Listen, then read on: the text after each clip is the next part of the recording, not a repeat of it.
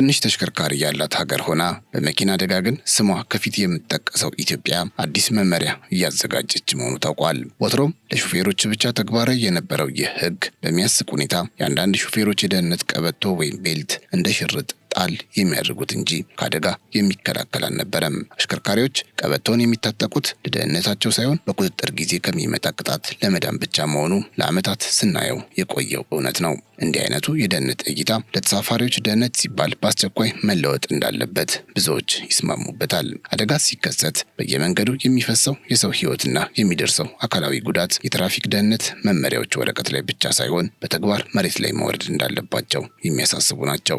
አሁን እየተዘጋጀ ያለው መመሪያ ይህንን የቆየ የቸልተኝነት ልማድ በመስበር አዲስ ምዕራፍ ሊከፍት የሚችልበት አቅም እንዳለው እየተነገረለት ይገኛል። የዜጎችን ሕይወት በዋነኝነት ታሳቢ ያደረገው ይህ አሰራር በዘርፉ አዲስ ተስፋን ይዞ እየመጣ ነው። ታዲያ ሁሉም ተሳፋሪ ቤልት እንዲያደርግ ሊገደድ እንደሚችል ነው የተሰማው። በእርግጥ መኪናዎቻችን ለዚህ አሰራር ምን ያህል ምቹ ናቸው? ሁሉም ተሳፋሪ የሚያደርገው ቤልት የሌላቸው መኪናዎች ሁኔታስ ምን ይሆን የሚሉ ጥያቄዎች መነሳታቸው አይቀርም። የቆዩ ተሽከርካሪዎች ቀበቶ ባይኖራቸውስ ምን አይነት እርምጃ ይወሰድባቸዋል የሚሉ መሰረታዊ ጥያቄዎች የአሽከርካሪዎችንና የባለቤቶችን አእምሮ እየተፈታተኑ ይገኛል። ለዚህም ቢሮ መልስ አለው። አዲሱ የደህንነት ቀበቶ መመሪያ ከዚህ ቀደም የነበሩትን ክፍተቶች የሚሞላና ለዘመናዊ የትራንስፖርት ደህንነት መሰረት የሚጥል ሆኖ መዘጋጀቱን መረጃዎች ይጠቁማሉ። በዛሬው ዝግጅታችን እየተዘጋጀ ያለውን አዲስ ሕግ ይዘቱንና ተጽዕኖውን በዝርዝር እንመለከታለን። መመሪያው ሲጸድቅ የሚኖረውን የትግበራ ሂደት፣ የአሽከርካሪዎችንና የተሳፋሪዎችን ሚና እንዲሁም ለውጡን ተከትሎ የሚመጡትን አዳዲስ አሰራሮች ቃኛለን። ሁሉም ተሽከርካሪዎች ደረጃውን የጠበቀ ቀበቶ እንዲገጥሙ ሲባል ምን አይነት መስፈርቶች እንደሚጠበቁና የግንዛቤ ስራው ምን ያህል እንደደረሰ በዝርዝር እንፈትሻለን። እናንተ ብቻ አብራችሁ እንድትሆኑ እየጋበዝን ቻናላችንን ሰብስክራይብ፣ ይህን ቪዲዮ ላይክ እንድታደርጉም በአክብሮት እንጠይቃችኋለን። ካፍታ ቆይታ በኋላ ተመልሰን እንገናኝ።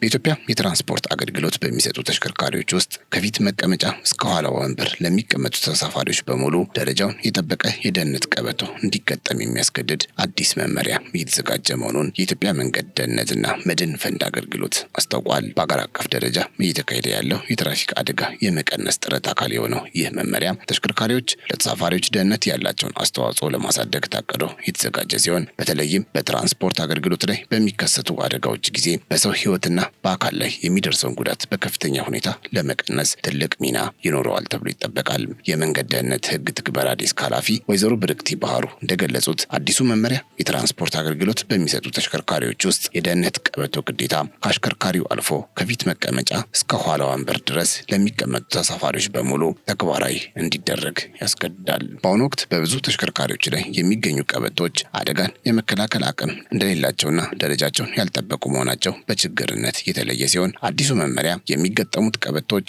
ዓለም አቀፍ የደህንነት መስፈርቶችን የሚሟሉ እንዲሆኑ በጥብቅ ያስገድዳል። በዚህም ከውጭ ለሚገቡም ሆነ በአገር ውስጥ ለሚገጣጠሙ አዳዲስ ተሽከርካሪዎች ደረጃውን የጠበቀ የደህንነት ቀበቶ መግጠም ግዴታ የሚያደርግ ሲሆን ቀደም ሲል አገልግሎት ላይ ያሉ የቆዩ ተሽከርካሪዎችም በተቀመጠላቸው የጊዜ ሰሌዳ መሰረት ደረጃውን የጠበቀ የደህንነት ቀበቶ እንዲያስገጥሙ ይደረጋል። መመሪያው በአሁኑ ወቅት ለፍትህ ሚኒስቴር የተላከ ሲሆን ሕጉ ሲጸድቅ በቀጥታ ወደ ስራ እንደሚገባ ታውቋል። አገልግሎቱ ሕጉን ወደ ተግባር ከመቀየሩ በፊት ስለ ደህንነት ቀበቶ አጠቃቀም ጥቅምና አስፈላጊነት የግንዛቤ ማስጨበጫ ስራዎች እየተሰሩ መሆኑም ተገልጿል። ከውጭ ሀገር ወደ ኢትዮጵያ የሚገቡ ተሽከርካሪዎች ላይ የሚተገበረው የመቆጣጠሪያ ማዕቀፍ አዳዲሶቹ ተሽከርካሪዎች ወደ ሀገር ከመግባታቸው በፊት ዓለም አቀፍ የደህንነት ደረጃቸውን ማሟላታቸውን ማረጋገጥ ላይ ያተኩራል። ይህ ማለት ከዚህ በኋላ ወደ ገበያው የሚቀላቀሉ አውቶሞቢሎች ፋብሪካዎች በሚያመርቱበት ወቅት የደህንነት ቀበቶቹን ደረጃ በጠበቀ መልኩ ከፊት እስከ ኋላ አሟልተው መምጣት ይኖርባቸዋል ማለት ነው። በአንጻሩ በአሁኑ ወቅት በአገሪቱ ውስጥ አገልግሎት እየሰጡ ያሉና ብዙዎቹ ወንበሮች የደህንነት ቀበቶች የሌሏቸው የህዝብ ትራንስፖርት ተሽከርካሪዎች ተሳፋሪዎችን ለአደጋ የሚያጋልጥ ይህንን ክፍተት ለመሙላት ሲባል ሙሉ በሙሉ አዲስ የሆነ የደህንነት ቀበቶ መግጠም ግዴታ ይጣልባቸዋል። ቀደም ሲል ለደህንነት ቀበቶ ያልታቀዱ ወይም መጫኛ ያልነበራቸው እነዚህ ተሽከርካሪዎች ባለቤቶቻቸው በሙያዊ ደረጃ በተዘጋጀው የጊዜ ሰሌዳ መሰረት ከፊት መቀመጫ እስከ ኋላ ወንበር ድረስ በአጠቃላይ ተሳፋሪዎች ቁጥር ልክ ደረጃውን የጠበቀ የደህንነት ቀበቶ እንዲያስገጥሙ ይገደዳሉ። መመሪያው ተሽከርካሪዎች ቀበቶ የሚያስገጥሙበትን ሰበብ የሚዘጋ በመሆኑ ቀበቶ የሌላቸው መኪኖች በመለየትና በመንደፍ አስፈላጊውን የደህንነት መጫኛ በማከናወን የዜጎችን ሕይወት ለመታደግ ግዴታውን ተፈጻሚ ያደርጋል። ይህ የቴክኒክ ለውጥ ተሽከርካሪዎችን ደረጃውን የጠበቀና ለአደጋ መከላከያ ዝግጁ ወደሆነ አቅም ለማሸጋገር የሚያስችል ሲሆን ከውጭ የሚገቡት ጋር እኩል የሆነ የደህንነት መስፈርት በሀገር ውስጥ በሚንቀሳቀሱት ላይ እንዲተገበር ያደርጋል። የኢትዮጵያ መንገድ ደህንነትና መድን ፈንድ አገልግሎትም ይህንን የቁጥጥር ስራ በቴክኒክ ኦዲት በማጀብ አዲስ ቀበቶች ባልተገጠሙባቸው ተሽከርካሪዎች ላይ ህጋዊ እርምጃ ለመውሰድ ዝግጅቱን አጠናቋል። በዚህ መሰረት ማንም የትራንስፖርት ተሽከርካሪ ከደህንነት ቀበቶ እጥረት ጋር ህጋዊ ፍቃድ ማግኘት የማይችልበት አሰራር ይዘረጋል። ከዚህ ቀደም የነበረው አሰራር የተሽከርካሪ የደህንነት ቀበቶ በተሽከርካሪ ወንበሮች ላይ እንዲኖርና ተግባራዊ እንዲደረግ በወጣው መመሪያ ቁጥር 44/2013 ይተዳደር የነበረ ሲሆን ይህ የቀድሞ መመሪያ በተለይም በአሽከርካሪዎች ላይ የደህንነት ቀበቶ እንዲኖር በማስቻል አደጋዎችን ለመቀነስ ሲሰራ የቆየና ህጉን ባልተገበሩት ላይም ህጋዊ እርምጃ ሲወሰድ ቆይቷል። ሆኖም በርካታ ተሽከርካሪዎች ቀበቶ ቢኖራቸውም ቀበቶዎቹ በትክክል ከአደጋ የማይከላከሉና ደረጃቸውን ያልጠበቁ መሆናቸው በችግርነት በመለየቱ አዲሱ መመሪያ የትራንስፖርት አገልግሎት የሚሰጡ ተሽከርካሪዎች ከፊት መቀመጫ አንስቶ እስከ ኋላ ወንበር ለሚቀመጡ ተሳፋሪዎች በሙሉ የደህንነት ቀበቶ እንዲገጥሙ የሚያስገድድ ሆኗል። ይህ መመሪያ የደህንነት ቀበቶ ግዴታን ከፊት እስከ ኋላ መቀመጫዎች በማስፋትና የደረጃ ጥራትን በማረጋገጥ የመንገድ ደህንነትን ለማስጠበቅ ትልቅ ሚና ይኖረዋል ተብሎ ይጠበቃል። የዚህ አዲስ ህግ አስፈላጊነትና አስገዳጅነት በአሁኑ ወቅት ምንም አይነት ጥያቄ ውስጥ የሚገባ አይደለም። ምክንያቱም የመንገድ ደህንነትን ለማረጋገጥና የዜጎችን ህይወት ለመታደግ ዘመናዊ የቴክኖሎጂ አጠቃቀም አማራጭ የሌለው መፍትሄ ነው። በዓለም አቀፍ ደረጃ የተረጋገጠው የደህንነት ቀበቶ አጠቃቀም በአደጋ ጊዜ በሰው አካል ላይ የሚደርሰውን የከፋ ጉዳት በከፍተኛ ሁኔታ እንደሚቀንስ በተደጋጋሚ የተረጋገጠ በመሆኑ ኢትዮጵያ ይህንን የደህንነት ስርዓት ተግባራዊ ማድረጓ በዘርፉ ትልቅ የዘመናዊነት እርምጃ ነው። እንዲህ ያለው አሰራር ተሽከርካሪዎችን ከዘመናዊ የደህንነት ደረጃ ጋር በማስተሳሰር ዘመናዊና ስልጡን የሆነ የትራንስፖርት ባህልን በሀገሪቱ ለማስረጽ ጉልህ ሚና ይጫወታል። ህጉ ለሁሉም ተሳፋሪዎች ደህንነት ቅድሚያ የሚሰጥ በመሆኑ የትራፊክ አደጋዎችን ተጽዕኖ በመቀነስ በኩል የሚኖረው ድርሻ እጅግ ከፍተኛ ነው። ስለዚህም ይህ የመንግስት ውሳኔ ተገቢና ወቅታዊ በመሆኑ ሁሉም ባለድርሻ አካላትና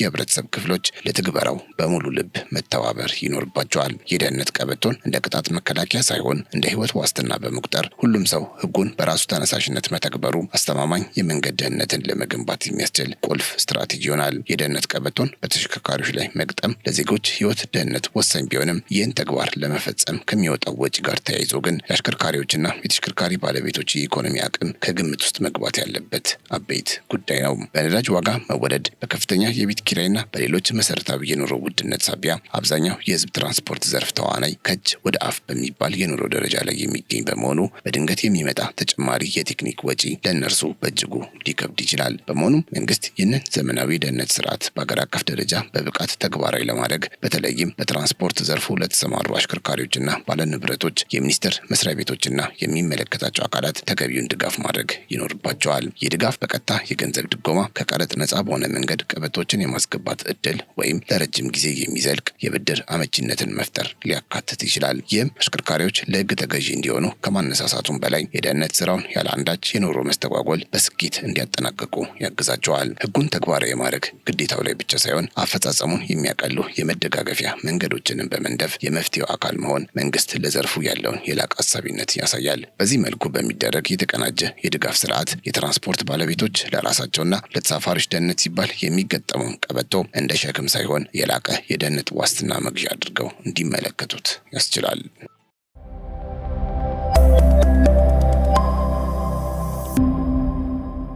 ይህ በእንዲህ እንዳለ የትራንስፖርት ተሽከርካሪዎችን የደህንነት ጉዳይ ከመከታተል ጎን ለጎን የህዝብ ትራንስፖርት አገልግሎት አሰጣጥን ለማስተካከል የተለያዩ እርምጃዎች በመወሰድ ላይ ይገኛሉ። በተለይም የአዲስ አበባ ከተማ ትራንስፖርት ቢሮ ከታሪፍ በላይ በማስከፈልና የታሪፍ ዝርዝር ባለመስቀላቸው ከ3300 በላይ አሽከርካሪዎች ላይ ባለፈው ግንቦት ወር ብቻ አስተዳደራዊ እርምጃ መውሰዱን አስታውቋል። በመዲናዋ ከታሪፍ በላይ የሚያስከፍሉና ከተሰጣቸው ስምሪት ውጪ የሚያሽከረክሩ የህዝብ ትራንስፖርት አሽከርካሪዎች ላይ የሚደረገው ቁጥጥር ተጠናክሮ እንደሚቀጥል ቢሮ ጨምሮ ገልጸዋል። ከ3 ጊዜ በላይ ጥቆማ የሚቀርብባቸው ታክሲዎችም ከአገልግሎት እንዲታገዱ የሚደረግ ሲሆን ከሰኔ ወር መጨረሻ ጀምሮ አዲስ አሰራር እንደሚጀምር ተገልጿል። ቁጥጥሩን ይበልጥ ለማሳለጥና ቀደም ሲል በኪሎ ሜትር ይገለጽ በነበረው ታሪፍ ሳቢያ በትራፊክ ፖሊሶች በተቆጣጣሪዎችና በተሳፋሪዎች መካከል የሚፈጠረው መወዛገብ ለመፍታት በመጪው ሰኔ ወር በመነሻና መዳረሻ ላይ ያለውን የጉዞ ታሪፍ በግልጽ የሚያሳይ ዝርዝር በየተሽከርካሪዎቹ ላይ እንደሚለጠፍ ተገልጿል። ይህ እርምጃ የተወሰደው በዓለም አቀፍ የነዳጅ ዋጋ መዋዠቅ ሳቢያ የተደረገውን